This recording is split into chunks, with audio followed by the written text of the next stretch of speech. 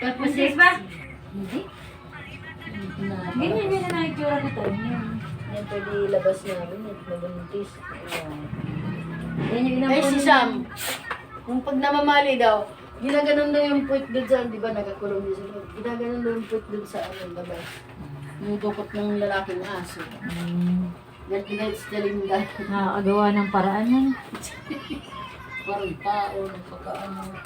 Maligo. Alibo. Ano mo? Kasi dumin-dumin na, liliguan ko na yun.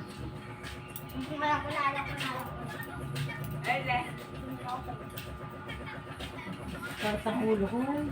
Maligo na. Baby burn burn. Ang mag-burn burn. Chiching din ako eh. Hindi sila yung amoy na amoy kung ano ba ibang aso. Mababaho ang aso. Babawal. Mababaho. Tumo yung ihi. Dumi na dihigaan.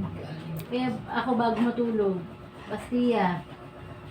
Pagising na umaga, at water lang ako, natampot ng tae. Eh, 3 yun. Maxine, nanak na. Hindi pala buntis. Hindi pala. May ano, huwag na mabuntis. Ako na ano din sa ano. Saan pa man ipamimigay? Mawawala. Makita mo pag uwi ng galing school. Nakasabi. Sabi ko, anak sa atin.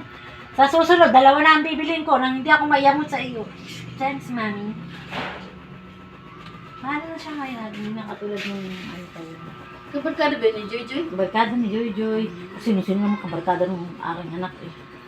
Mami, mayroon po kami nga no party mamaya. So, hindi po kasya ang 50 pesos. Hindi rin po kasya, mami, yung 100 pesos. Kasi po, ang mamahal po ng mga kumain ka na lang din. Eh, kasi, mami, arte yan eh. Mga 150, mami. Kasi mamasahe pa ako, mami. Siguro, mami,